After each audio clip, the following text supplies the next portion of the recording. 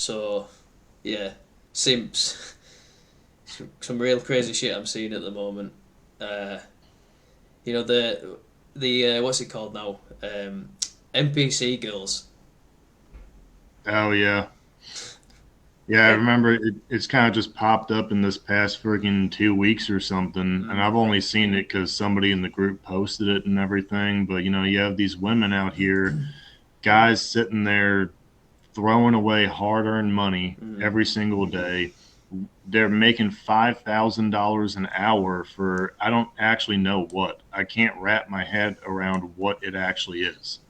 Yeah, it's insane. Like that what is it, like that ice cream girl or something? Or she says is ice cream something so good and Yeah, they're getting like tons of money. I saw it on like a clip from Joe Rogan's podcast and I was like I looked her up and I'm like, yo, people are throwing like you said, tons of money for nothing to see a girl go like this. Ice cream so good. Ice cream so good. Some other, BS. I'm like I doing mean, the absolutely one nothing. thing I really want to know is where that even came from. Like, who was the first woman who sat there and was like, I'm going to pretend to eat emojis and I'll make money off it? A woman I that mean, I knows what guess, she's doing when it comes to money and manipulating men. That's for sure. yeah, that's a friggin' entrepreneur if I Yeah. ever seen one right Mm. there. That's good marketing skills. Do you know what though? Like that shit proper creeps me out. Like just watching it makes me it makes my stomach turn. It makes me want to be sick. I can't watch it.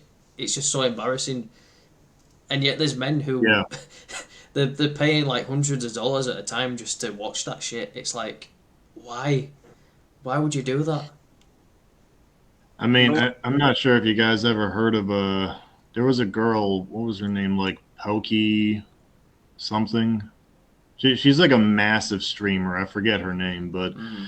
a friend of mine was like talking to me about her, and he said literally all she does is just sit there and talks, and like doesn't do nothing like sexual or whatever. Makes over $1 million a month Wow. off of that, wow, must be nice to do and Must be absolutely nice. she's just like I saw one of the pictures he showed me. She's just like an average looking girl. Like there's nothing special about her. She's pretty, but I mean like I could walk down the street downtown and find 10 of her. Is she So, like a streamer of some kind? yeah, I forgot the exact term. It's like something to do with video games or whatever. That's probably like Twitch Yeah.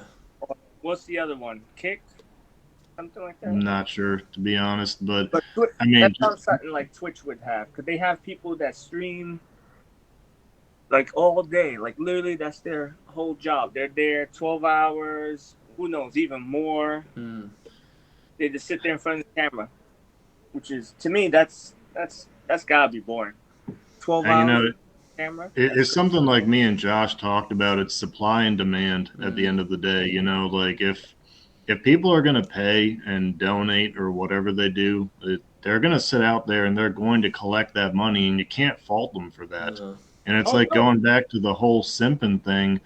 If women can pay their rent and buy and mortgage these incredibly nice houses and cars off pictures of their butthole and everything, it's not their fault. Mm. Like we have no right to be mad at them. You Mm. need to be mad at the men who are signing over that paycheck. Mm. Like, dude, have some self-respect for yourself. Yeah. At the end of the day, it's the men's fault. You know, they're the one giving into all this shit, and that's why we've got such a degenerate world that we live in at the moment because men are just embracing all this fucking weak, cheap pleasure bullshit. You know what I mean? It's crazy.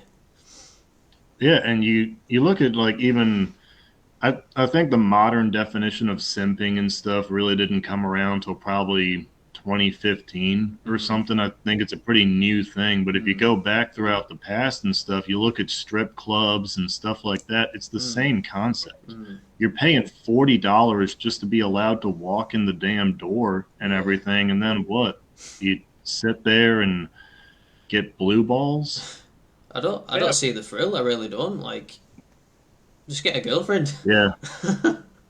I mean, Yeah, I'm sure if Steven were in here, he'd back me up on this one. In the Army, like, I swear strip clubs only exist and stay in business because of military members. Mm. I can't Like, really speak for I that one. know guys who were throwing $1,000 a month at strip clubs when I was in the Army. yeah, that's crazy. Wow. That's a lot of money, especially when you're on like a regular income. Because Yeah, exactly. yeah, The average man in America only makes about 50,000 a year. That's not a lot of money to be yeah, just throwing hundreds.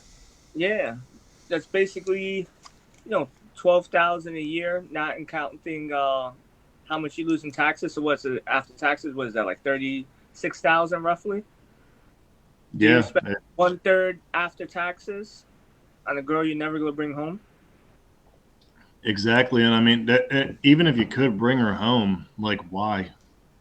Why at the end of the day is that your main goal, your main focus, anything? It's like you're trying to force the subject or Mm. force the topic or something Mm. when you should just be letting it happen naturally. Mm. I think so many men force this cheap pleasure, and it's not really like getting anyone anywhere. Like, we overvalue sex and all these like meaningless things, and Yeah, I think I think a lot of men allow that to absorb their personality, absorb their lifestyle, and it's these same kinds of men who are struggling mentally because they give themselves to these things. They don't have a life in place independent of all this, like all these women, and and that's what I think. That's why they become simps, because they don't have anything else going on in their life. yeah, and that's the thing is I told Josh earlier, I was like, they need to go outside and, touch some grass or smell some coffee, freaking get a hobby. Hobbies are one thing that is highly overlooked in today's society, Mm, like something as simple as being able to look forward to going fishing mm, could change your whole damn life around for the better. absolutely. Like, you don't even need to be doing it with friends necessarily. Just the fact that you're getting out there and you're doing something that you enjoy, that's it's purposeful to you. It gives you a bit of peace at the end of the week. After a hard working week and everything like that, it makes a Yeah, I huge mean, difference. yeah, and like you look in the background, like with Josh and everything, he's got two guitars hanging up there. Music, another Mm, fantastic hobby to get into, stimulating your brain. Artisticness, creativity, all that stuff. The mm, biggest thing is just something to fill your free time up. When mm, you have too much free time and you just sit there with it, very few times are good things going to come from that. mm. And you know what's interesting as well? Like, a lot of men struggle when it comes to like getting a girlfriend because perhaps they're just very desperate men, and they say that you need to have looks, you need to have money, you need to have all this like status and everything like that. But what they don't seem to consider the fact that they're just not very interesting guys. Like, I don't want to sound mean or anything, but if you've not got anything going on in your life, what exactly what exactly have you got to offer in terms of a relationship? Because if you do get into a relationship with a girl, you're just going to be needy. You're going to be, you're going to start begging for attention, begging for a validation, and it's just you're going to become a burden on her. Well, it's not being mean at all. It's just a hard truth that people Mm, don't want to admit or face up to. Like, everyone thinks they deserve something. They deserve this. They deserve happiness and mm, whatever. You don't deserve anything. The only thing you deserve is air in your birth name. That's mm. it. But I mean, you get what you put out, don't you? Yeah, exactly.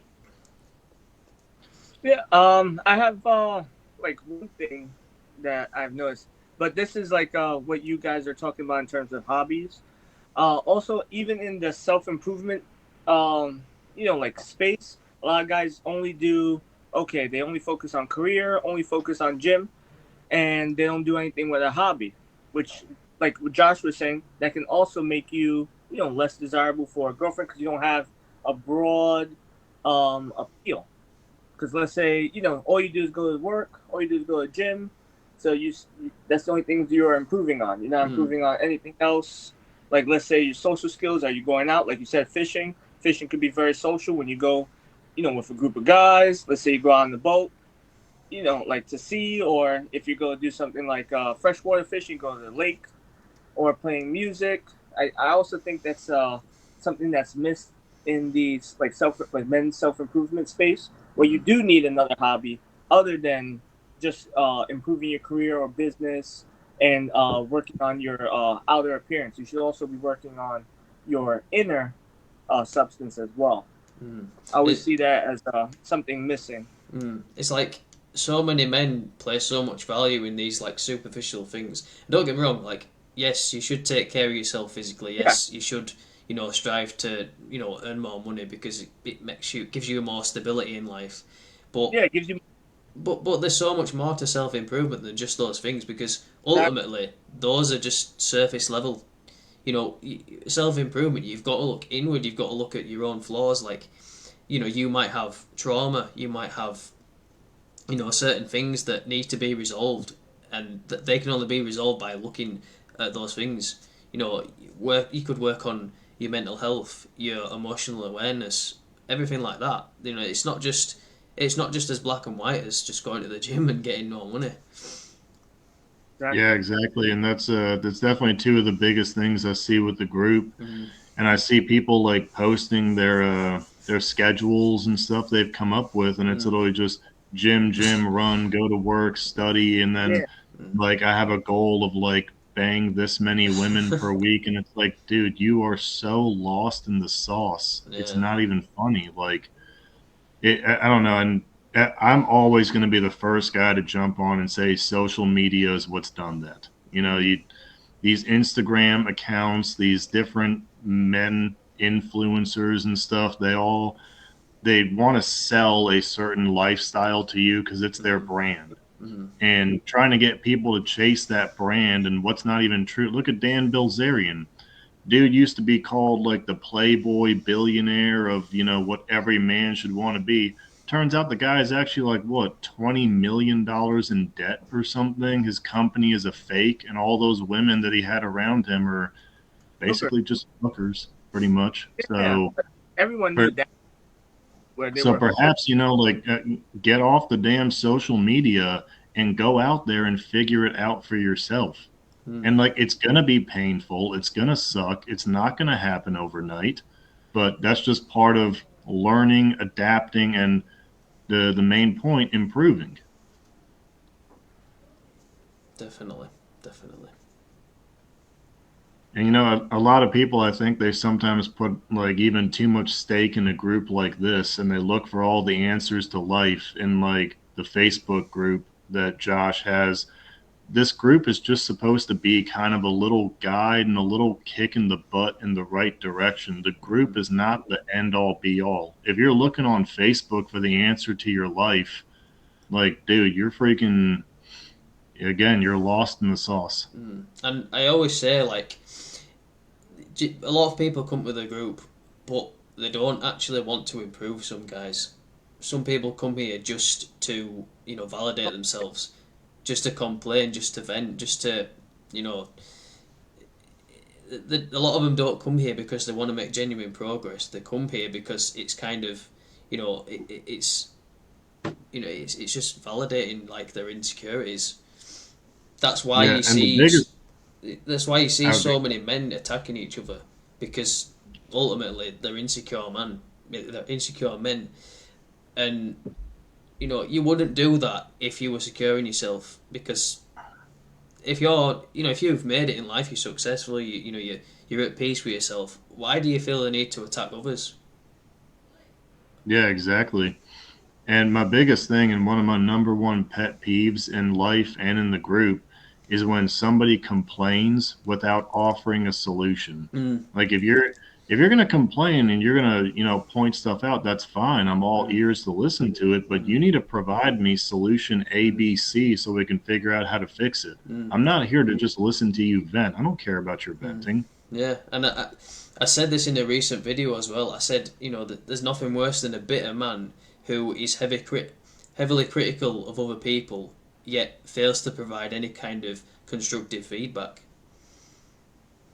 Yeah, and there's also, I don't know if you guys Yeah, ever, exactly. And sadly, that's not just men. That's yeah, just the like I majority don't of know if you people. guys ever heard the saying that like if you're pointing your finger at someone else, there's always three fingers pointing back at you. If you see, so you should always look at yourself first before blaming others. And I think That's always Yeah, exactly. and I think a lot of that comes from pride, not being able to swallow your own pride and admit that you don't have all the answers. You're not the be all and end all.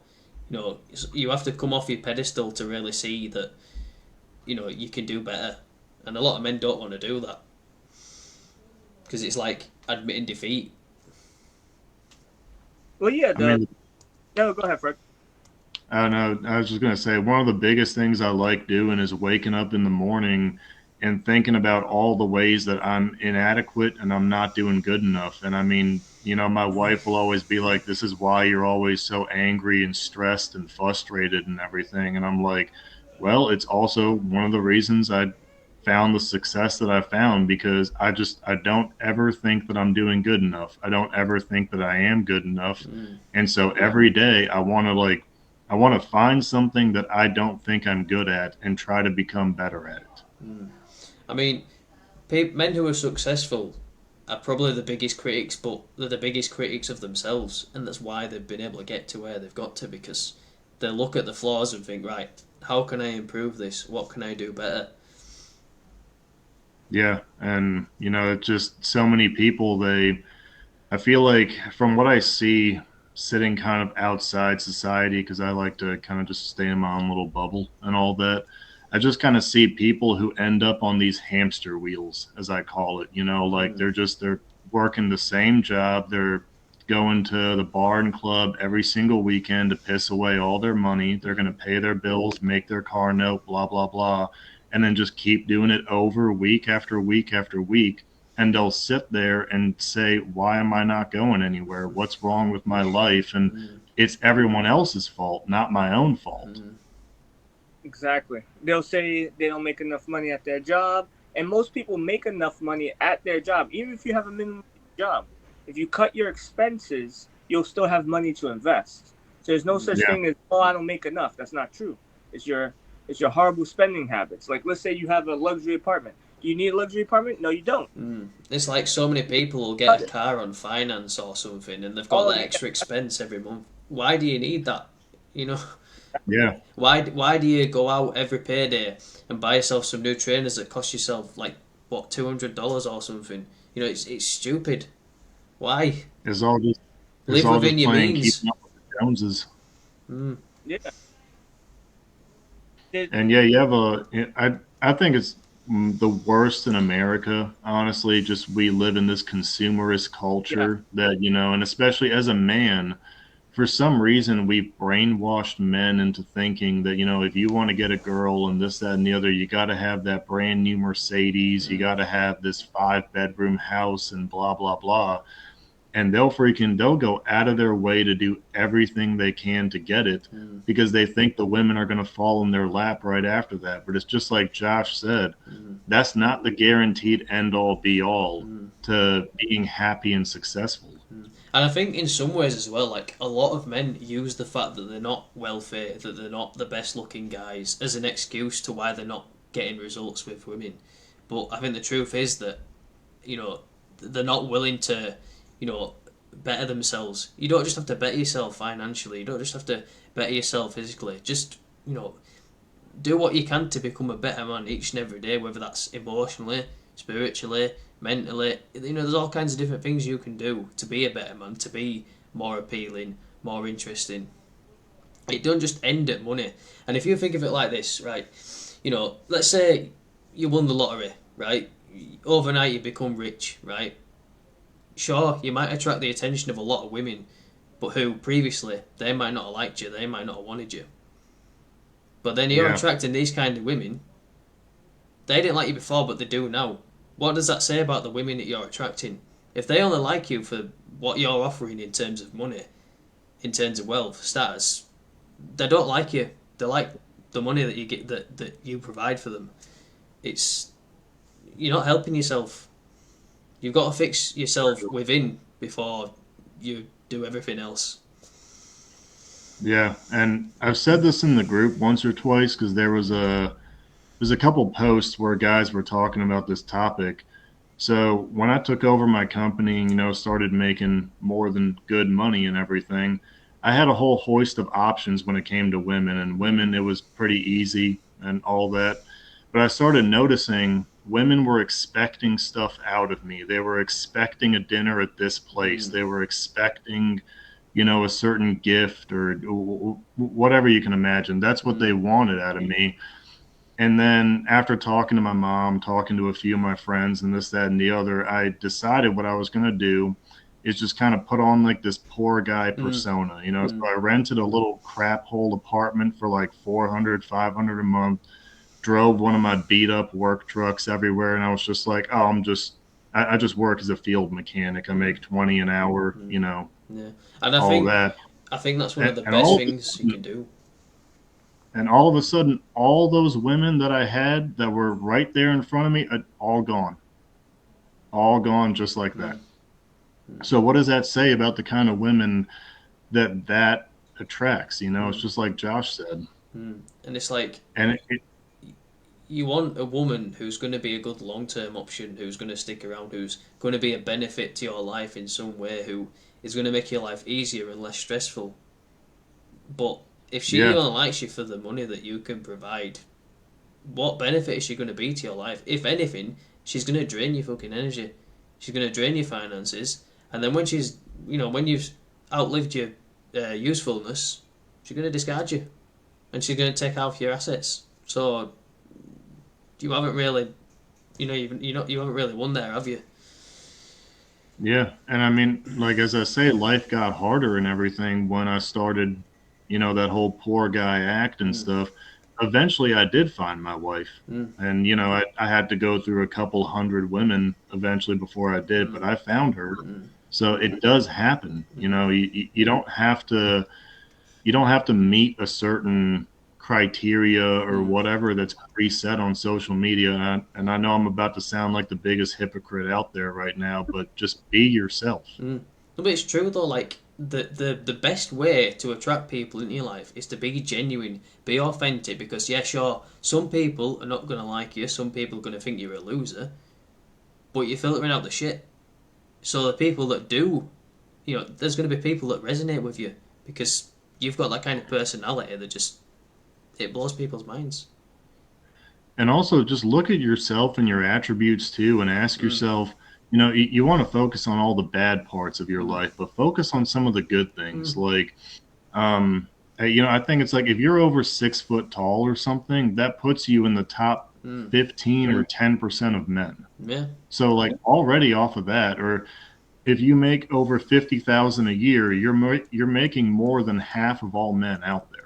So you got to look at certain aspects and be like, I'm really not doing all that bad. The fact that you're going to the gym, even if it's just once a week, or if you're not in debt, like that sets you apart from like most people. Yeah. I think a lot of men focus way too much on the negative and not on the positive, and that's why they feel so depressed all the time. That's why and I think that's another reason why they don't succeed with women, because they're operating in such a low state of emotion. They have such low self-worth that that energy kind of radiates off them, and it through their own body language and their mannerisms and everything like that. Other women see that and it's like, no, I don't want that guy. He's creepy. He'll make them feel uncomfortable in some way. It turns into a self-fulfilling prophecy almost, doesn't it? It's like, you kind of tell yourself like, oh, wow, that woman's so hot and blah, blah, blah. Like I could never get her. And it's like, okay, well, if you have that attitude, you won't get her then. So yeah, you're right. And I think of it like this as well. Like men seem to focus too much on looks. Like if you're building your foundations for a relationship on looks, what happens when you get older? Yeah, looks fade. But a great personality can only get better over time. Yeah, exactly. And another thing too is, men, and I see this a lot in my life. You guys correct me if you all see it in your lives or not. A lot of men are looking for their wife in like a bar, a nightclub, a festival, places like that. They go to these crammed in single meeting areas and stuff, and they think that's where they're going to find the future mother of their kids. Yeah, it's a terrible place to look. Yeah, you need to be more open to organic meetings and stuff like that. To just, you bump shopping carts in the grocery store, you start talking. Like, Yeah. I truly think that is the superior method of meeting somebody. Just be open to any organic interaction you find. Yeah, and especially if it's natural and it takes you by surprise, you're going to be authentic by default because you're not thinking of, oh, I'm out to get a woman right now. No, it's come to you. So because it takes you by surprise, you're just going to be natural. You're going to be genuine, and it's just going to be so much easier, and it's just going to flow better. Yeah, and for a period of time, that's what I did. I ran up in bars and everything, and was looking for a girl in there. But ultimately, how I met my wife was I fixed her car in the gym parking lot, and then we went out for a coffee, and there you go. But I think it goes back to what we were talking about before, where like people should have more hobbies. So now you have to rely on a bar, a club, all this, like bullshit places you go to where you're not gonna find somebody that you're gonna have long term. That's why I think a hobby is a good idea because you're already starting off on something that you already have in common. Boom, you can go from there. So let's say it's actually a great point. Yeah, just like how you noticed that Josh had those in the background. Music, most likely, I'm pretty sure his girlfriend's also into music, and that's probably how they met. Am I right or wrong, Josh? Not my music, no. She don't like my music.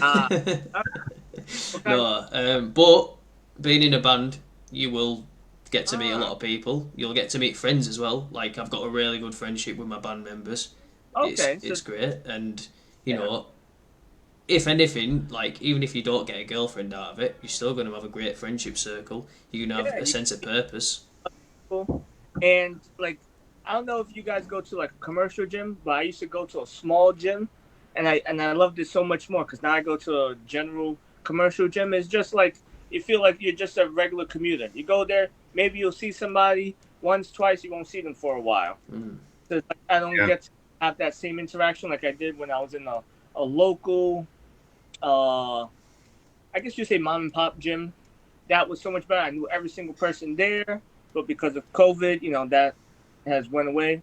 So I've been still looking for, a gym, that is not just a gym. Is also a meeting place. Because yes, I like working out. Yeah, that's fine. But I also like having interactions. Meeting people that have other interests outside of just this one. I don't know if you guys ever run into that at your local gym, unless you have one at home or.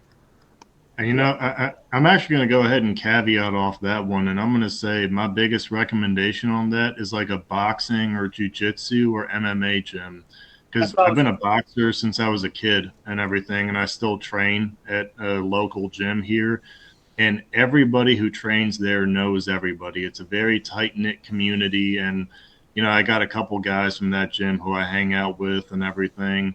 It's a lot. My wife trains at Genesis and everything, giant commercial gym, like you said, and you go in there, you just feel like you're one of the sardines in the can and everything. It's basically, I'm just doing my workout. Okay, I'm doing front squat, overhead press, and maybe a deadlift, and then maybe some abs or whatever after. The only interaction I have is that person for that, maybe a couple minutes, done. Probably won't see them for a few weeks. Such a huge gym, I'm also in New York City, so you have a large group of people that are always influxing in and out. So it doesn't have the same community feeling, like you were saying, maybe a more sports oriented or combat gym would have. And there's also go ahead. So it's not that hard to meet people. It could be anything. You could just walk your dog. And you're going to see people if you go to the local park, you go walk Yeah. your dog. There's going to be other dog walkers. There's going to be people who are running. There's going to be people who are just out there for just to chill out and relax. It's not that hard to meet people, and all you've got to do is just have the confidence to go up to them and say hello, and spark up a conversation. They'll either they'll either be happy to talk to you or they won't. It's not a big deal. And the biggest thing is when they're not happy to talk to you, don't internalize that. Don't dwell on it all day. Just they didn't want to talk to you. Just move on. It's not that big a deal. Not everyone's compatible, but that's just the way the world is. You just get on with it and move on to the next person. Yeah, I mean, it's at the end of the day, it sucks, but people are kind of a numbers game when you really think about it. I mean, I know a buddy of mine back when I was younger and stuff. I thought the guy was kind of an idiot and everything, but I mean, the general concept of this, the dude would go to bars and just literally walk up and ask women if they want to sleep with him. Just first question right off the bat. And he was like, I've gotten smacked, punched, every drink thrown in my face you can imagine. But he was like, every now and again, I'd run across that one woman who said yes. What was his success rate? Probably like 1 in 200, 300 or something. But at the end of the day, he played the numbers game, and that's one method of it. And it's like that concept of the water bottle. A bottle of water might be worth $1 in the shop. It might be worth $2 in the gym. In the desert, it's fucking priceless. It's all about getting the right person at the right time. Looking at in the right audience. It's like if I posted something like, I don't know, women's hygiene products, for example, in the men's self-improvement group, is that going to be a good product to promote? No, because it's the wrong audience. Yeah, exactly. That's actually a great point that I never even thought of. The kind of groups that you interact with, the type of people that you build your circle around. I mean, they're going to value you differently depending on where you are. You're going to be valued based on your skills, your opinions, your knowledge, everything of that sort.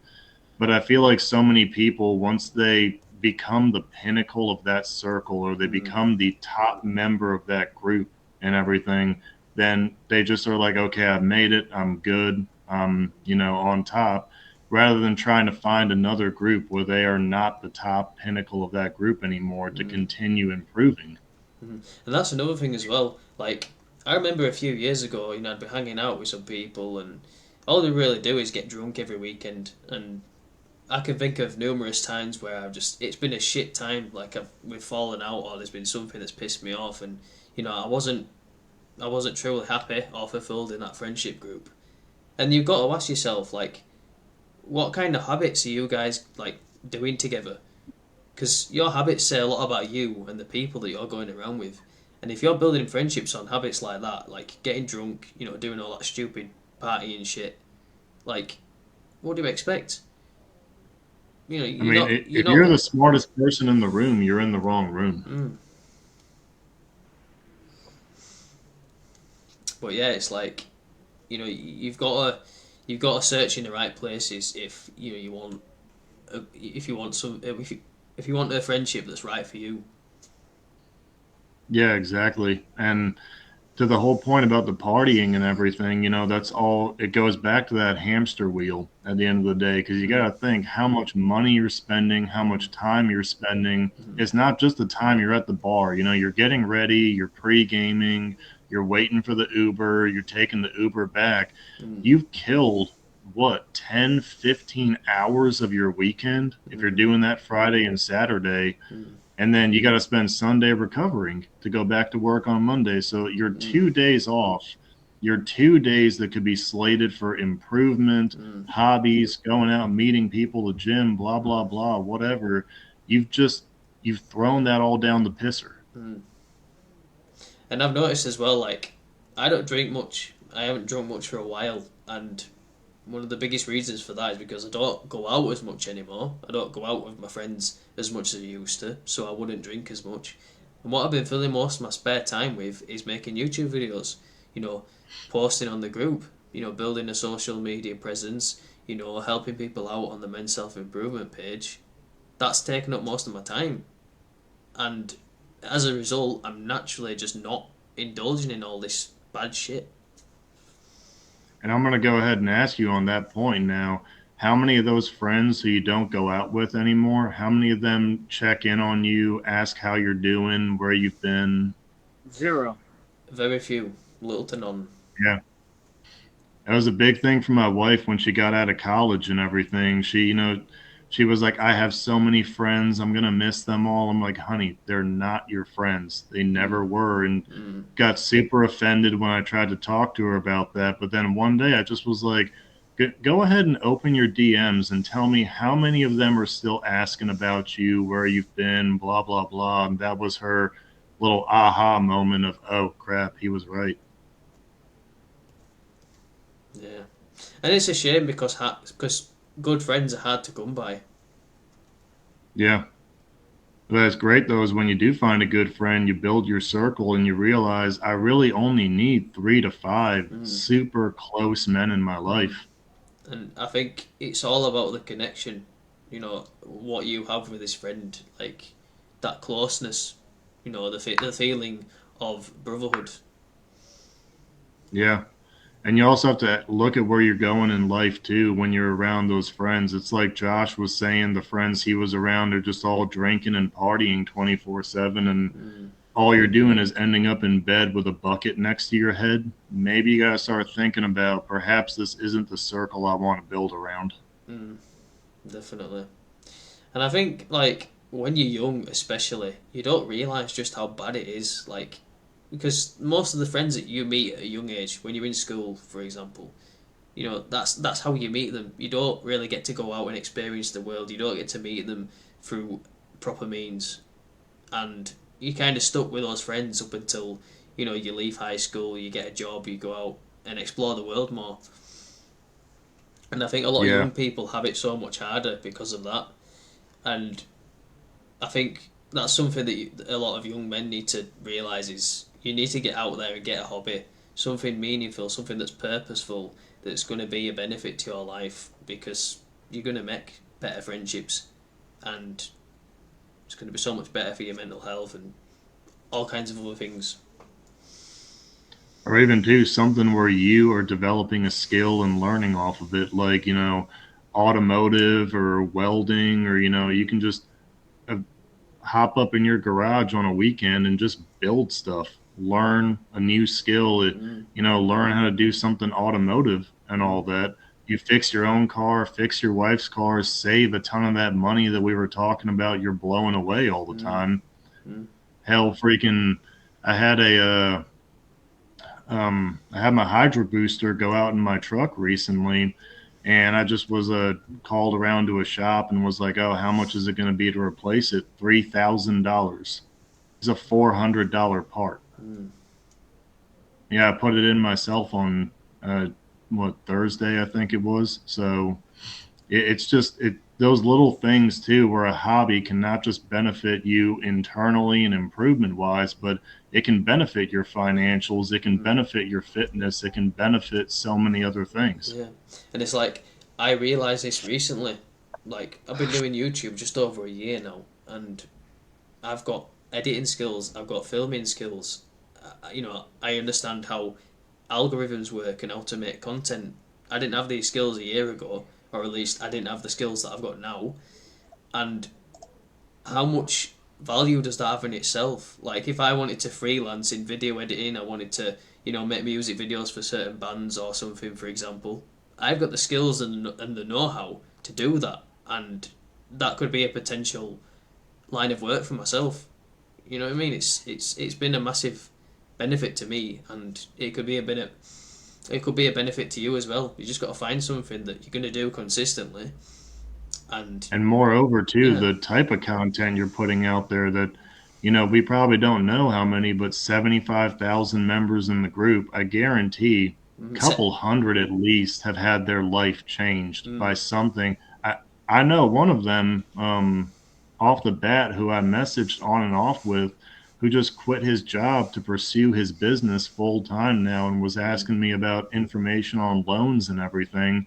And he said, no, man, I put in my 2 weeks and I'm done. I'm going full in on myself and I'm investing in my business. That's the thing. You put in the right amount of work, and that's it. There's not much else to it. There's nothing stopping you from achieving your full potential. It's just about putting in the work and believing in yourself. Yeah, exactly. And the type of people you surround yourself with, what you're doing in your free time. I personally think what you do in your free time is a lot more indicative of who you are than what you're doing when you're making money at work and stuff like that. Definitely. Yeah, I think people should use their free time to try, something different. That's why hobbies become very important. Maybe traveling, like if you're someone that likes traveling, or like joining something you've never done before. Like sometimes I'll pick something I've never done before. Like maybe like a few weeks ago, never did obstacle courses. When with my dad, we did several. We did like the entire day. So you're talking about like 8 hours of doing where we went and did obstacle courses. Like that was great because we never done that. He never done that. He wanted to do it. I was like, let's go do it. I think something Yeah, like exactly. also very important. Spending time with family. Because I like to family oriented things, especially since I no longer lives in the state. So when I do get them, I like to do things with them. So I think all of those things are extremely important. You should do something in your free time other than staying home, watching bullshit content like World Star. Try and watch something informative, maybe something that gives you ideas, and then gets you motivated to go do something. Because you can just watch things all day. You have Netflix, you have Hulu, whatever. What's the other one? Amazon Prime, where you can just mindlessly watch bullshit all day, never do anything. Yeah. I think the most important part is like getting to the part of action. Okay, we know what to do. This is the idea we have. Let's go try out that idea. That's I think the most important part of that equation. Yeah, and it goes back to the whole what we started with about simping and all that. It's when you don't have anything of that sort that you know what you can do with yourself. And so the only thing you can really think is, oh, hey, there's all these women on what OF and any of these other apps and sites. And the only thing you can think to do is go out there, beg for their attention, beg for some level of validation to come from them. And you get that. It's like porn. It's that little dopamine hit you get in the moment. And it's going to keep you coming back time in and time out until you finally find a way to break yourself off that hamster wheel. And then after you indulge in that, you've got so much shame hanging over you because you've done something that you know deep down that you shouldn't have done that. You know it was a bad thing to do. But it gives you that little bit of excitement in the moment. But as soon as it's gone, that's it. And I mean, on top of that too, in the term of the whole simping thing, I was talking to Josh before we started streaming. To me, what I define that as is a man who gives some type of resource, be it time or money, to a woman, knowing full well he will not be reciprocated. And a lot of men, we work very hard for our money, whether it be physically draining, mentally draining, both. The money we earn does not come easy. So how dare you go out there and spend it on a woman who all she has to do is just sit there and wait for you to be a pathetic little freaking cuck. And sorry for freaking kind of being mean about it if you want to say, but it blows my mind how anyone can want to do that. How anyone can sit down and think to themselves, yes, this woman who has no skill, no knowledge, no nothing, is providing nothing of value to my life. She is entitled to my hard-earned money. Yeah, exactly. It's really, it's not good. And I think, like, with simping as well, I think it's a term that's thrown around so much. Like, these days, I mean, obviously there is simps. We can't deny that, but there are a lot of men who are simply just being good, morally upstanding men of integrity, and some people are actually calling these men simps just for being respectful to women. It's like, how is that simping? You know what I mean? If a woman's reciprocating your time, your energy, your attention, level of effort, in what way could you possibly be considered a simp? I don't get it. Like, But see, and that's the biggest point is the reciprocation that's coming in from the woman. If you're, because at the end of the day, women, and, after being with my wife and like getting to know her friends and stuff, her friends are kind of, I've got my opinions about them, but that's another story and all that.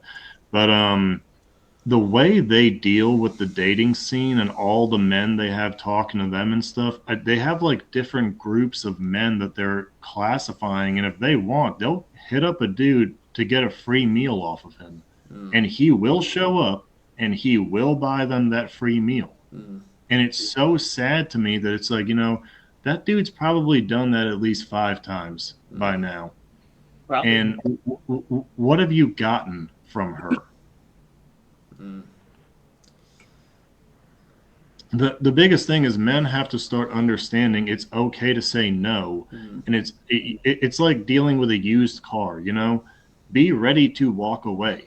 Like if there's 3.8 billion women in this world, I swear that one chick that you found who's squeezing you for free $50 dinners every other week, she's not the one. Definitely. And I think men like, they think they've got to try so hard to earn a woman's love and affection, but honestly, it doesn't take that much. All you've got to do is be prepared to spend maybe 1 day a week, 2 days a week with quality time with her. Give her a bit of time, a bit of energy, a bit of attention, right? Have fun with her, and then the rest of the week you could crack on with your own shit. Like, I messaged my girlfriend earlier, and it's probably been about 2 hours since I've replied to her. I've been on Facebook, I've been active, but I've not even bothered replying to her because I've been busy. I've been doing all this shit. I've been setting up the live stream, and obviously we're live on air now. Like, you don't need to be constantly in communication. You don't constantly need to be, texting her, asking, oh, how are you doing today? You don't need to put so much into it. Just let things be natural. Do your own shit. Spend time together. Do your own shit. Live a life independent of her. That's all you need to do. What do you guys think about extremely clingy girls? Because this segues right in. I was dating a girl, right, that she would spend half the day, always messaging me. Oh, what am I doing? What am I doing? I'm like, I'm at work. How many times you gonna ask me? Like, literally, I'm here for 12 hours. Where else you think I'm gonna be? Like, what you guys? Yeah, I mean, when you got a woman like that, it just to me that really makes me think that there's something lacking in her life where she's simply using you as a key of validation for herself. And she only gets that validation, that dopamine hit, to see that you are at her beck and call. The second she sends a message, the second she sends a call, you are in your phone and you're doing whatever she wants, talking to her, this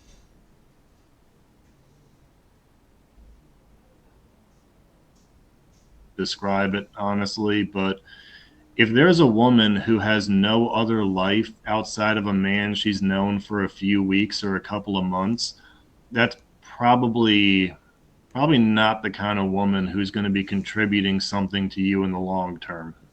Oh yeah, that's why it didn't work out, because it was constant. Like, I never had it like that clingy where like every hour she was like writing me, and I would go to my phone like after a few hours because like I have a job, I'm running a building here, and I'd be like, why I got so many messages? It's all from her. Like, I'm like, because I have 2 phones. I have a work phone and then like personal. This way it's always different. You probably do the same. You probably do the same, Fred, or you do everything run from one phone. Oh man, I got like 5 freaking Oh, phones. I only have 2. I'm trying to keep it to that. I don't want any more. Bloody hell, you guys are drug dealers or something. All Well, the fucking actually, in all reality, I have like freaking, I think 15 or 20 phones, but like a lot of them are business phones that my guys and crew leads have to have in the trucks and shit. man, Yeah.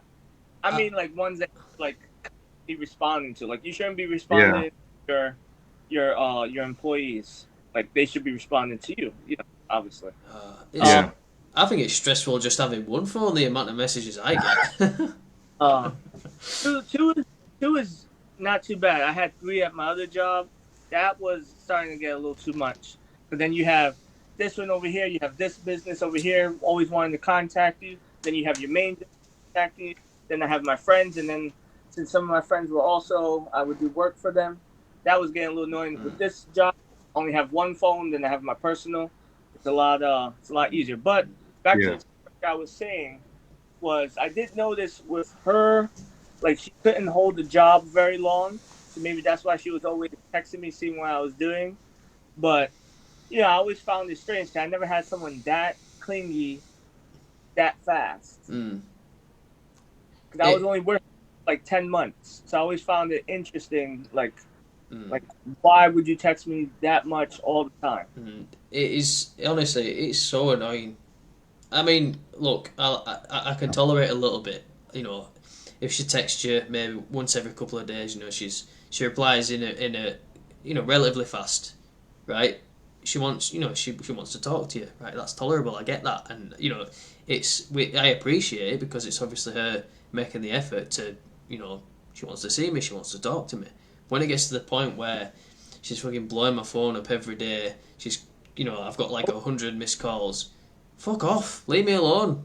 You know what I mean? It's I don't want to be pestered by, the fact, just because you haven't got a fucking life. Don't be fucking reflecting on me with all your shit. You know what I mean? And I mean, one of the biggest things for me when I first met my wife that kind of set me off that, she might be something worth pursuing was she would message me all the time in the morning, or sometimes I would message her, but she just messaged me like, good morning, what are you doing today, blah, blah, blah. We'd have a quick 5-minute text exchange. And then I just really wouldn't hear from her for the rest of the day. I mean, she might send me a Snapchat or something, but that was about it. And it's because she had her own life. She had her own things that she was doing and all that. And she understood I was the same way too. But it goes back kind of to the reciprocation a little bit. Like with her, one thing I noticed is like if she was coming over, she would go get some food and she'd bring me food too without me even asking. That was like one of the biggest things for me. I'd never seen a woman do that before. And to this day, I still haven't. It's like, there's kind of similar with my girlfriend. Like, sometimes she'll sleep over at my house and I'll have work the next morning. And I'll be getting up at like stupid o'clock, like we're talking 4 in the morning. And, she'd still be at my house when I come home. And I'll come home from work, she's been in my bed, she's tidied my bedroom. She's prepared everything to make it nice for me. And then I come home and it puts me in a good mood. She's happy to see me. And it's like, that's one of the green flags you should look out for when you're dating a woman, because it shows that she genuinely cares about you. And as well, like, I think that's her being in a feminine element. Exactly. That's what you want in a girlfriend. You don't want a woman who, she stayed at your house, you come home from work and she's fucking trashed the place even more. You want someone who's going to add genuine value to your life.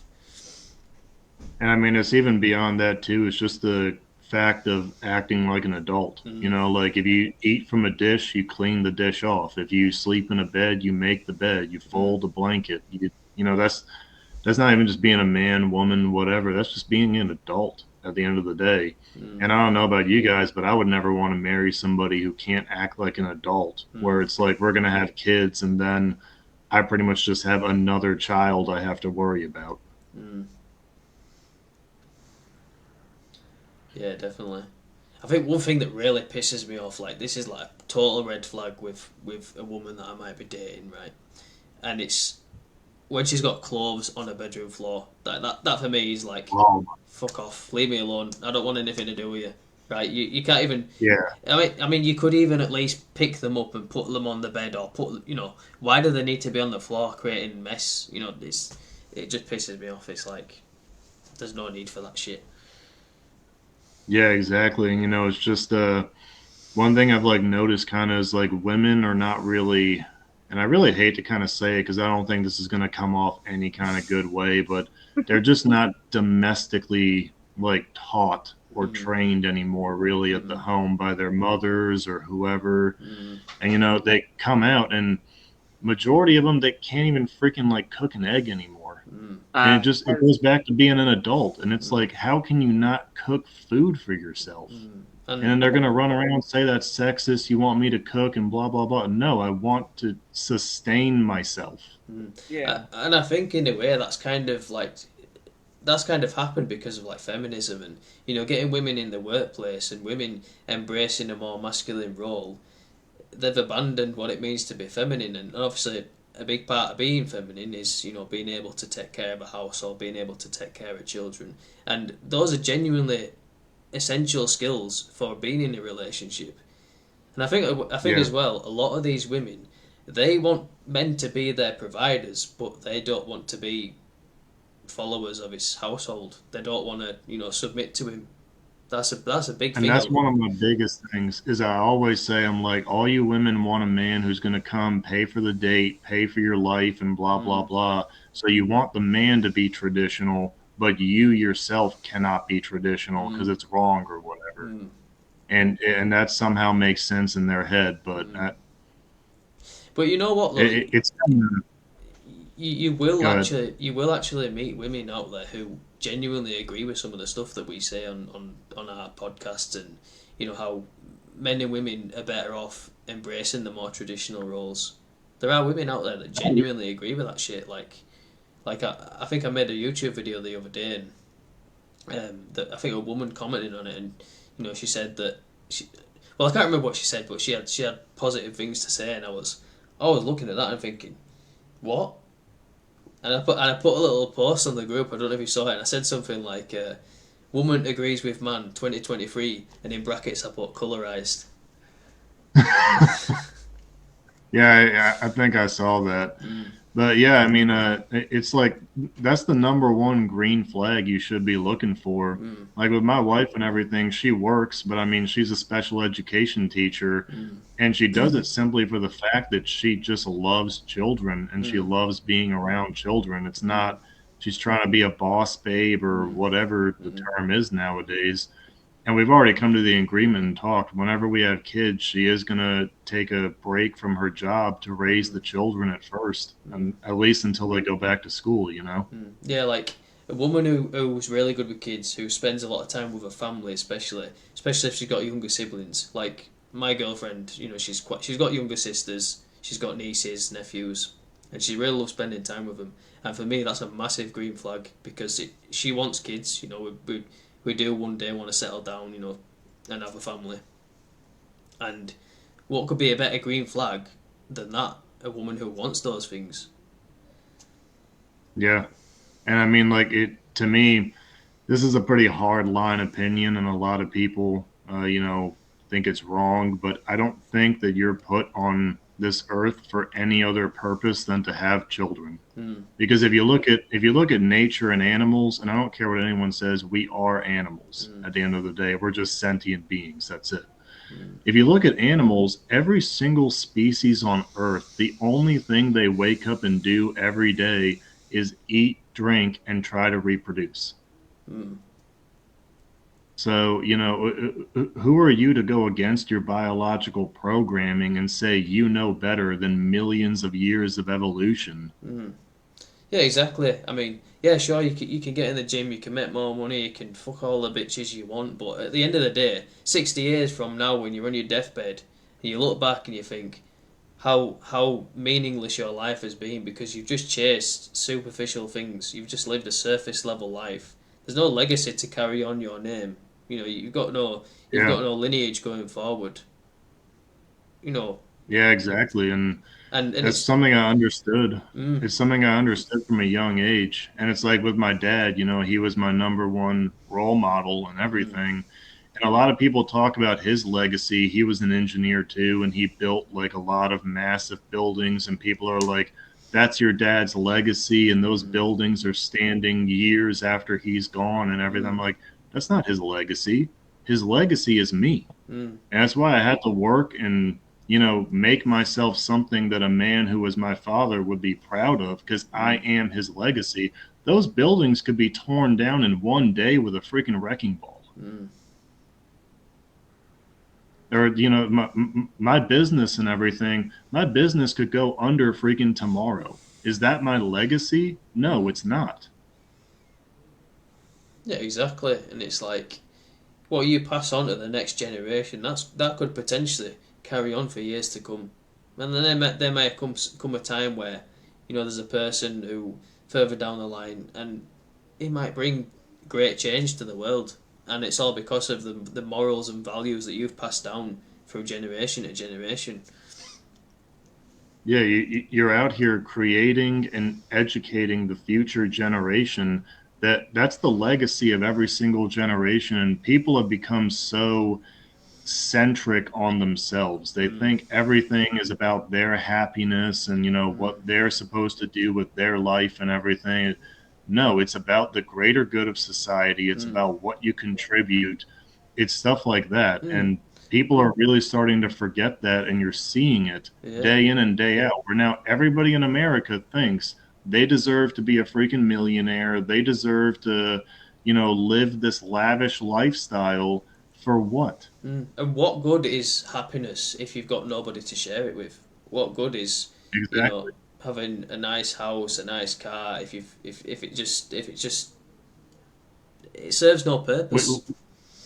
we've somehow convinced women that, instead of working for your man and working to make your house and family and husband happy, you should be working for Joe, fat cat boss at the widget Mm, factory and mm, working to make him happy. exactly. And at the end of the day, what's that going to get you? It's Mm, going to get you fired the second you do something wrong, and they'll have you replaced before you even have your desk packed up. exactly. And a lot of women, they will say they don't want to be bossed around by a man. They don't want a man to lead. But you get these women into a relationship with a man who is dead on his principles, is masculine as fuck. She will submit to that man, and she will fucking enjoy it. You know what I mean? Like, Yeah. because she's in her feminine element. The more masculine the man is, the more feminine she's inclined to be. And when she's in a feminine element, like, she enjoys it. It's like when, let's say you're in a relationship, or you meet a girl, and let's say you're not the most masculine guy out there, but let's say she's a really really feminine woman, and she shows you a lot of her feminine energy. That's naturally going to make you feel masculine as fuck. She's going to make you feel manly and important, and because of that, it's going to have a massive impact on the dynamic of the relationship and everything. It's going to put you in your masculine element. And on top of that, there's so many women who look at that word submission and everything, and Mm, they have this really negative connotation around mm, it. But I mean, it's not a man cracking a whip on them mm, every single day. Like, no, a lot of people would look at our relationship that I have with my wife and say it's that, but she has her opinions, and I listen to every single mm, one of them. I actually go to her for advice on many mm, different things, mm, and I rely on her to keep me grounded, mm. and she does a great job at that because without her, I kind of just float off into the clouds Yeah, and exactly. everything. And a lot of women see it as like slavery. It's not slavery, it's service. And in a relationship, yes, the woman serves the man, but the man also serves the woman in some way, because you're both giving different things. The man's providing Has to. resources, is providing his like masculine shit. She's providing her feminine shit, and that's what's needed for not only a relationship, but a stable, secure household where children are going to grow up in. Give them the best possible start in life. You need that masculine Yeah. feminine dynamic. Yeah, and like, she's told her friend, she's actually lost friends over this fact that she's told them Mm, like, how Fred usually ends up having the final say on everything in our relationship and whatnot. And they're like, why would you let him have that final say? But the thing is, my final say is not always what I say. A lot of the times I change my mind and I change my decision based on things she says.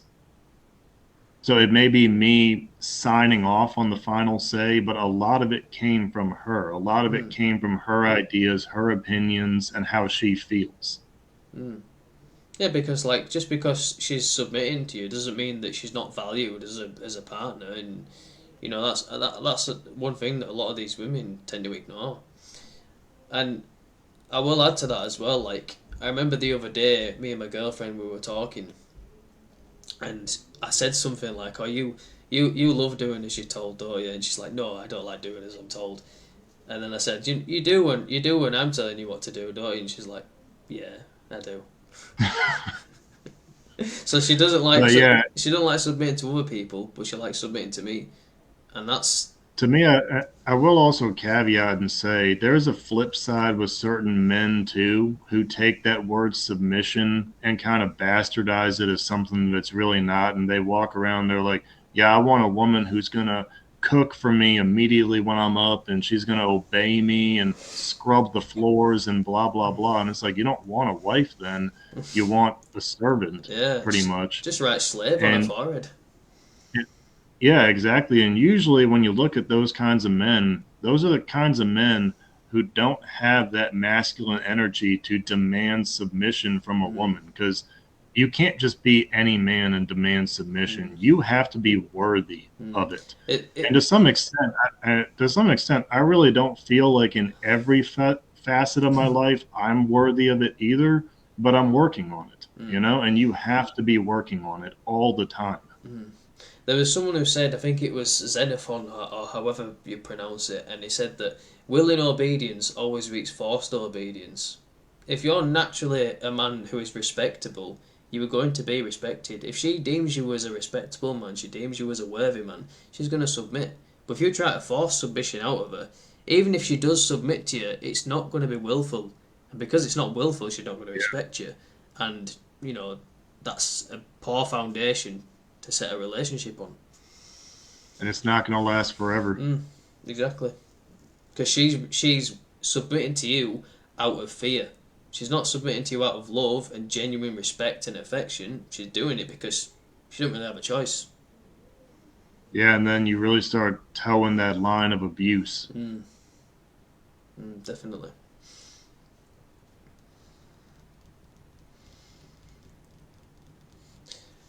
What are your thoughts, Andrew? I feel like we've kind of took over a little bit. Yeah, we kind of went off on a tangent there.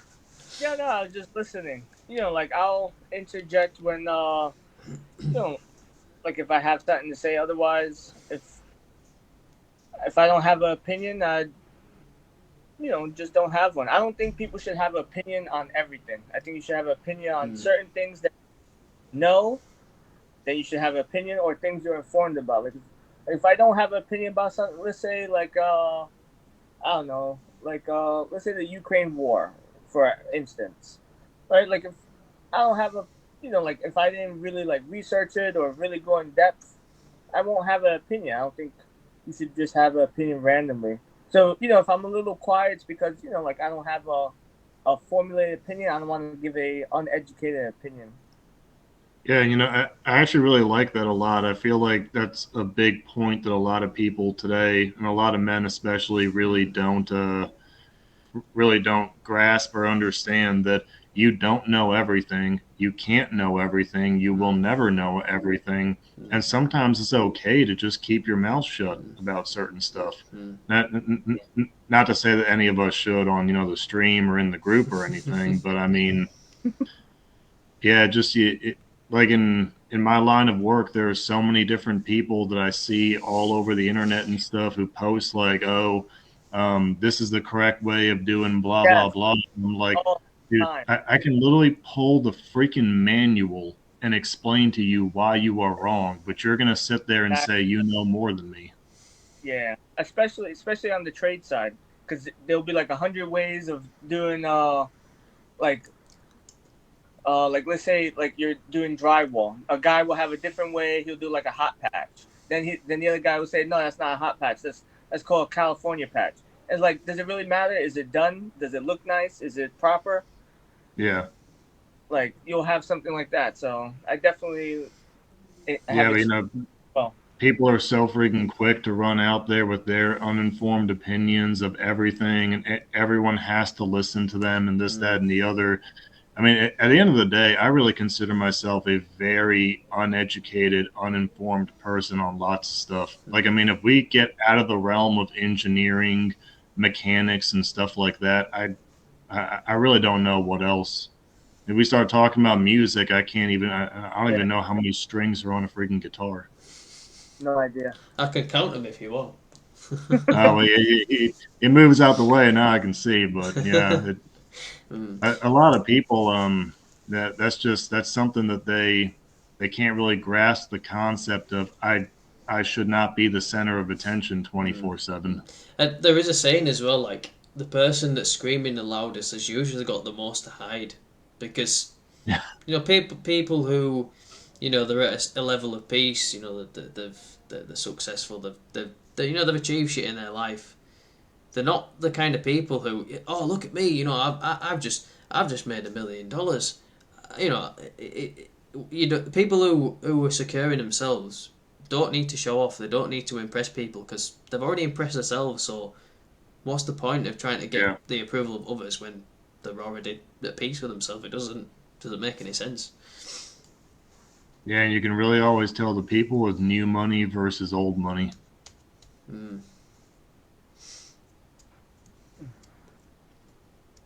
Well, Definitely. I have. I don't know if you ever heard the saying, like the more I learn, the more I understand. I know nothing. Have you ever heard of that? That's like one of my favorite ones because it was true. Because like the more in depth you get into a topic, you know, you brought up engineering. You can go so many routes of where you can go. You can go mechanical engineering, electrical engineering. You can go more specialized in hydraulics. You can go specialize in so many things. But on the surface level, you're like, oh, okay, I know engineering. But then the further you go into different niches, like for me, it's like the more I learned, the more I now understand that I don't know as much as I did before. Like, cause you know, like now I run a building, so I have different equipment. I'm like, oh yeah, I understand electrical, I understand mechanical. Every day I'm still learning something new because there's always something in the building that, you know, like I have not done yet. You know, like I've been doing trade for, let's say, I think it's 10, 12 years. So, you know, like I'm still a pretty young guy, 33. So, like, you'll have, you know, guys 20 years, 40 years, 50 years, if they're still in the field, you know, still learning new things. Like, oh, this is still new. So it's always, it's so much more depth to every topic that you can never learn everything. How you had said a little previously. And Also, here's actually a fun question for you guys to get your opinions on. Do you think it's better to be a savant, like somebody who knows a lot about everything, but not, you know, not a lot of, not specialized master in one specific trade, or do you think it's better to be a specialized master in one certain field? Well, it's like that saying, fear not the man who's practiced 1,000 kicks, but fear the man who's practiced the same kick 1,000 times. Yeah, exactly. That's from Bruce Lee. He said that. Yeah, and the biggest thing about that, you know, it's at the end of the day, you're just one person out of billions and everything. Your impact is not going to be across tons of different industries and tons of different jobs or whatever you want to call it. The people, I think, who have the biggest impact in the world are the ones who spend decades of their life perfecting and mastering one craft. And the day that you think you've achieved everything is the day that you've got so much more work to do, because you're never going to be the best at anything. It's an endless battle because there's always someone who's bigger than you, stronger than you, more intelligent, and so on. It's, you know what I mean? It's going to be a vicious cycle. Yeah, it's like generalists versus specialists, right, Fred? That's what you're alluding to? Yeah, essentially. Yeah. It's always something I kind of grappled with throughout my life on which one's more important. But I mean, again, I'm only 29 years old, so I'm still very young. I have a lot to learn about the world, but I definitely lean towards the side of specialist and single master in a certain field. Yeah, I think it's always going to be a good debate because you can see both sides. Generalists, okay, if this industry doesn't work out, boom, I can move to another one. One problem with a specialist, let's say if that industry is no longer viable, you're fucked, royally fucked, Yeah. because all skills and time were only into this. But if that is in extreme high demand, it's going to pay off very lucrative. You know, you're going to have a lot of customers because you're going to be super specialized in that niche. So there's always a debate with that. Let's say, like, you had those old typewriters, right? And you were extremely specialized in building those old typewriters. That's all you ever did, until the what was the first computer? I think the 1971 or something like 19, that. yeah. Well, yeah, I think it was 1971, where it was more mass produced and it was a little bit more affordable for people. So let's say you were only working on that typewriter. Everything you ever did, typewriter. Now you're obsolete. Can you bridge some of those skills over? Maybe none of those skills are useful. But let's say a journalist. Okay, journalist. You'll have general skills. Okay, I know how to mop, sweep, move items. Are those really that useful? Because Well, if you get general you skill, have a broad knowledge of every field, and you can hop between one or the other, and then specialize based on for later on, however long or whatever. And in our group chat, I always love whenever Steven and Andrew Tornetta, I forget how to say his last name, but I wish he was actually in this because I love seeing those two go at it because they're both extremely business minded people. And they're the kind of people who, when the world is changing around them, like you're saying with typewriters becoming out of yeah, date, they're the kind of people who will look 3 steps ahead and be like, how can I capitalize on this? How can I capitalize on the change and stay ahead of the times? And yeah, that's very important. yeah. But I would say that they are more specialized. Then their skill set is more specialized. It's more Yeah. foresight. So that's still like specialization. That's why it's always interesting when you have specialized and generalized. Yeah, Because I feel like it does need to be stated and like clarified when we say yeah, like, master of this skill and trade. It's not necessarily just a trade or a job. There's so many different kinds yeah, of intangible attributes that you can master or be a general expert in. yeah. But so it's always gonna be a debate because we're taking it as a very like not polarizing, black and white. Like, cause you're saying okay, this Yeah. way, this way. There's always a gray area. So that's why it's always gonna be interesting. It's like any law. It's always a gray area for that reason. Yeah, So exactly. it applies to more, the general populace. So that's a good question because I always thought that is like interesting, just to have that. Yeah, I was gonna say I might actually go ahead and make a post about that in the group. See what everyone wants to say about that. Yeah, you'll have the guys who are specialists, and if it's an older guy, he might be like, "Well, I used to do it this way. Now this no longer exists. I was fucked for this amount of years because I remember at my previous employer, I used to work at a data center. Now I just run a building, but there, I assisted with running a data center. You had a guy who specialized in telecom for 20 years, right? He used to work for WorldCom, all these different things. Once that went away, he was fucked for years to try to reskill, retool, so that he can go into a different field. So you do have that also. Not saying either is right or wrong. It's all matter of opinion, experiences. Yeah. But I think you should do a post just to see, so you can see that. At the very least, I think it'll be a little bit of good engagement. Oh yeah, I think a lot of the posts have been very good engagement, especially when I put that one about a real woman versus pretend woman. That was hilarious. Oh well, yeah. When you go out there and you can get some people arguing about stuff in the comments. Yeah, that was But you interesting. know, it goes back to what we were talking about everyone's got an opinion and they have to be as loud and as Yeah, possible as they can about it. And yep. sometimes it's just better to just Shut. hold it to yourself. Or if you're not informed, don't say it. Like if I'm not informed on the topic, you won't see me write an opinion at all. And that's the problem is most people think they are informed about every single topic out there. Sometimes the best thing to say is just nothing at all, and that's all right. You don't need to always have an answer.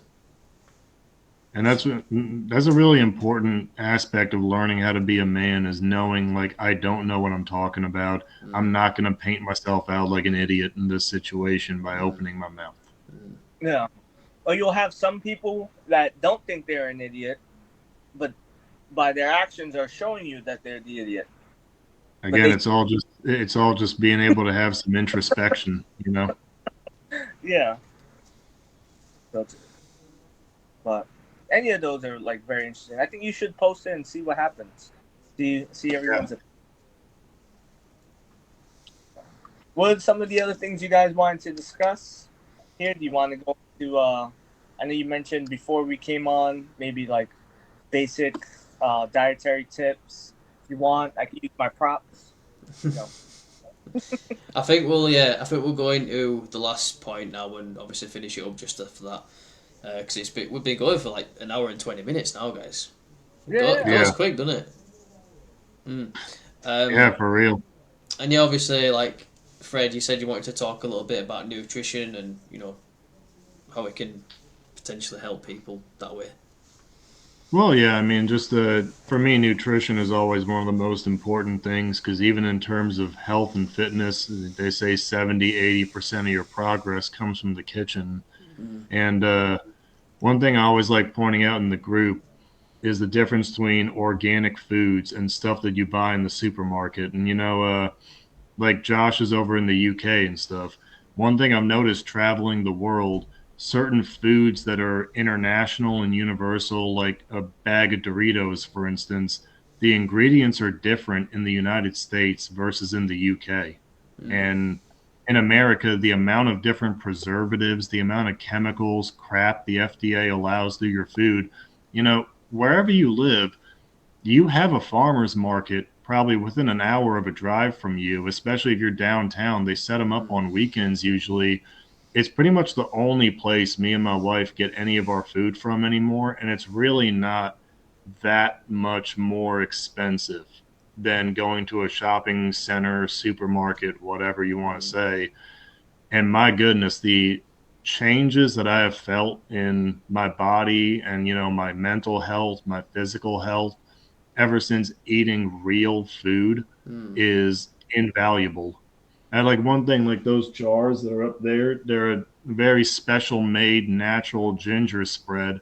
They're like $8 per jar or something. But my wife will mix them into tea. And I swear, since she's been doing that, we don't get sick anymore. Like, same with that fresh basil, fresh mint that she grows in the garden and all that. I really think organic food and supporting farmers, especially, is Mm. something that a lot of people have gotten away from, Mm. and we need to get back to that. And I You know, think get, oh, sorry. Yeah, and I think as well, like when we're giving so much to like corporate greed, like all these corporations are fucking, they're reaping in the profits, but they're selling us shit. Like they're putting all this shit in our food, and Yeah, it's a detriment to us. And these corporations, they don't give a shit about you or me. They just want to make quick money.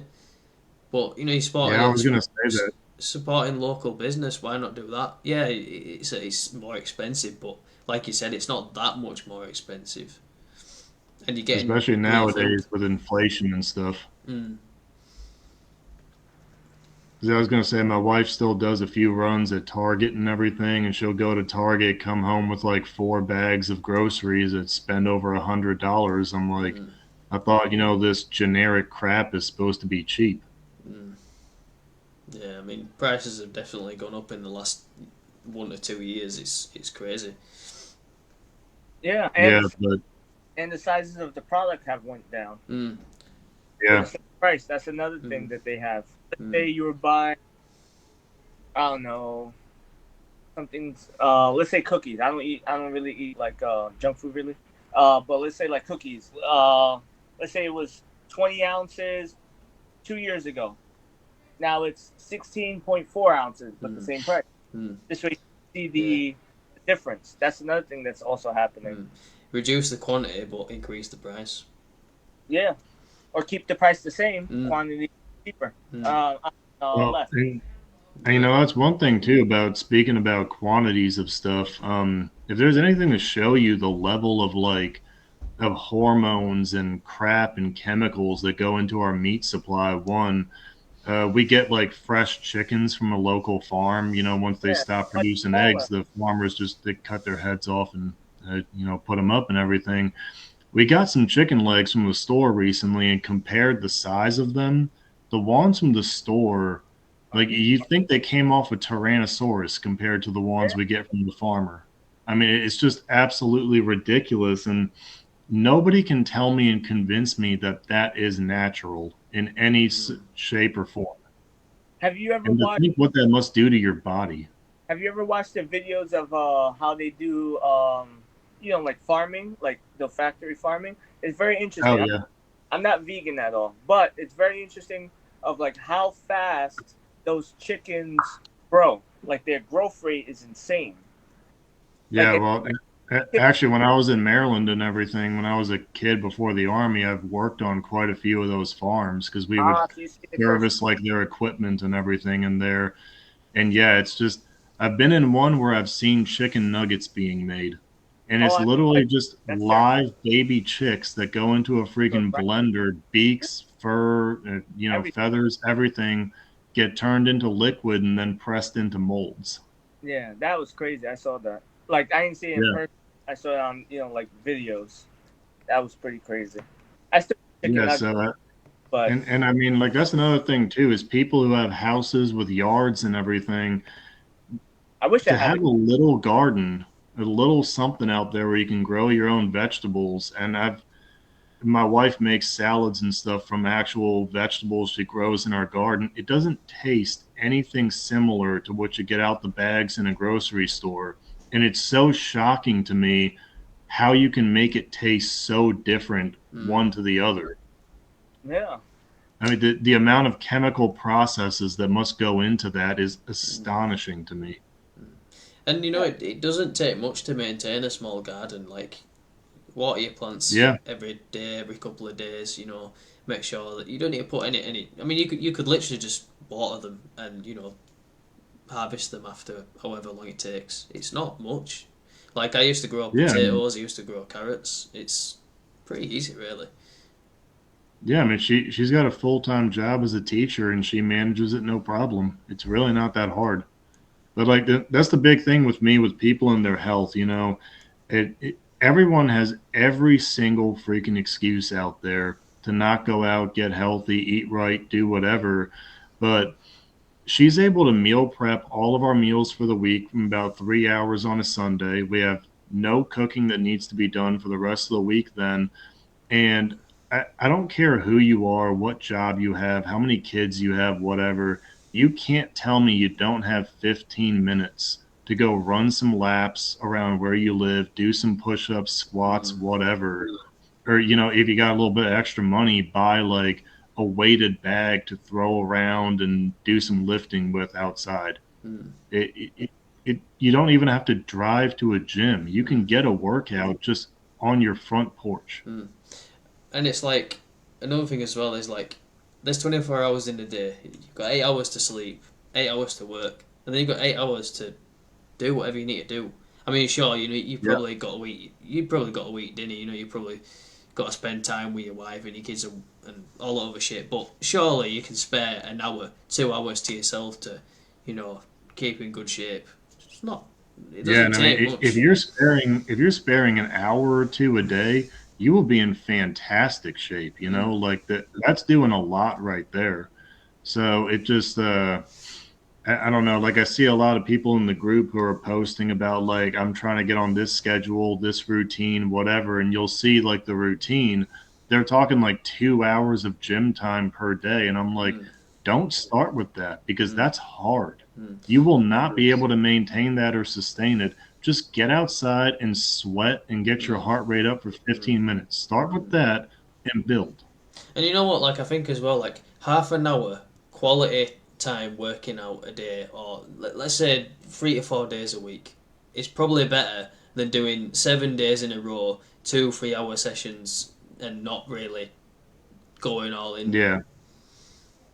Exactly. I mean, you can smoke the crap out of yourself in 10, 20 minutes and get the same workout some of these guys are getting 2, 3 hours of doing bicep curls every 10 minutes in the gym. But I don't know. It's always whenever we do stuff like this, I always love touching on physical health and like nutrition, just because to me that is the easiest part of being a man and just being a person. Honestly, I mean, it. We've always said it in the army. PT is an individual event. It really is. Like if you can't find the time to start your day off or end your day correctly, to just maintain your physical health, then how are you going to do anything else correctly in your life if you can't even maintain the one and only body you have? You've only got one body, and you've got to make it count. Because Yeah. your body when you're younger, it can handle the stress, it can handle the bad habits, it can handle the lack of exercise. But 30, 40 years from now, it's not going to be able to take the stress, and you're going to be suffering. Your knees are going to be weaker because you're going to be overweight. Your body's more worn down because of all the stress you've put on it. It's not good. Yeah, and I mean, at the end of the day, like I don't think anyone in our group is, or like in our little admin moderator group, is like a pro athlete or anything, but I mean, you can tell we all do something to maintain ourselves, our diet, our exercise, something. And it's like actually, I saw it last week with a couple of my guys. I was going out site to site to just, check on jobs. And my guys all have credit cards and everything they use for diesel and whatever else they need. But I tell them, like, go ahead and get some snacks and put it on the card and everything. I was in one of the trucks, and yeah, and the only food that was in this truck was a 2 liter of Mountain Dew and a box of Cheerios. Wow. I was like, you guys are really eating dried Cheerios and washing them down with Mountain Dew. And you wonder why you feel like shit and you're so tired all day long. Wow. Yeah, it's just like... You know what I've noticed as well, like, I train 4 days a week, and, I used to do pretty much the same workout every day. And it was pretty intense. But now what I've started doing is I'm doing 2 days of an intense workout, and then the next day slightly less intense, and I'm doing something else, and then the next day it's literally just a day of doing sit-ups, nothing else. And do you know what? I've been doing that for maybe a month now, and I genuinely feel like I feel in so much better shape. I feel like I've made a lot of progress, and I think it's because I've focused on quality rather than quantity. Like I'm not going all in on 2 hour fucking gym sessions, going, because I'm giving myself recovery time as well. My body's got a chance to rest and recover and repair, and I'm doing different things. Like I'm focusing 2 days on a certain part of my body, then the next day something else, and then something else. And that's a real big thing too. A lot of people are forgetting is your sleep and your rest and recovery. I mean, when you look at like these bodybuilders who are out there winning world titles and everything, when they're training for bodybuilding, they're sleeping 10 to 12 hours a day at least. So, I mean, I granted that's not possible for most people, but I mean, going back to every point we brought up, to just not be overweight and to just, maintain healthy blood pressure and healthy heart rate is not hard at all.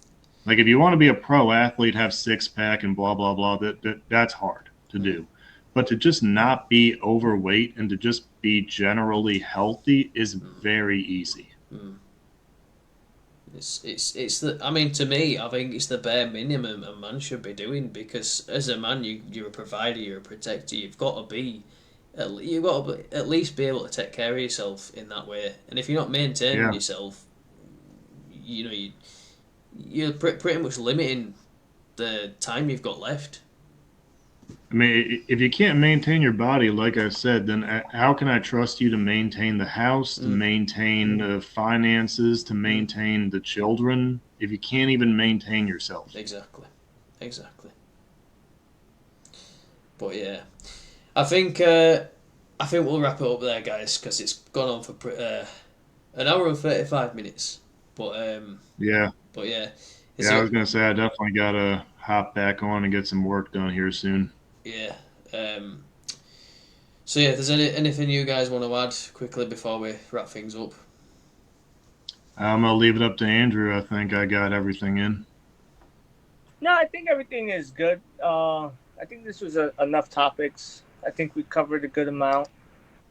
Maybe next time we can have maybe like topics already prearranged, or if you want to do it all off the, that's fine too. Yeah, whichever way. I think going forward we definitely do need to be more organised, but it's a learning curve. We'll get better over time. It's just one of those things. Yeah, it's the only. Then whenever we get some more people watching the stream too, we can possibly have them jump on and ask questions or say, whatever. Yeah, and I'll be honest, I don't even know if anyone's actually watching right now. I don't know how to check, because like I have no idea. When I go onto the page where the live stream is, it cuts out the video, so I need to keep on the video call. Yeah. Oh well. Yeah. I mean, it's only the second one. We'll see how it third, fourth, as long as you guys want to do it and I have time, I can always jump on. Like Saturdays, for the most part is pretty okay. Even if I'm doing overtime, I'll try to fit in for a few minutes if possible. Definitely. But yeah, guys, it's been good chatting with you, and we'll definitely do this again sometime. So everyone who is potentially watching, that has been the Council of Men podcast, episode 2. Hope you enjoyed that, and we'll see you next time. Goodbye. See you all later. See you later.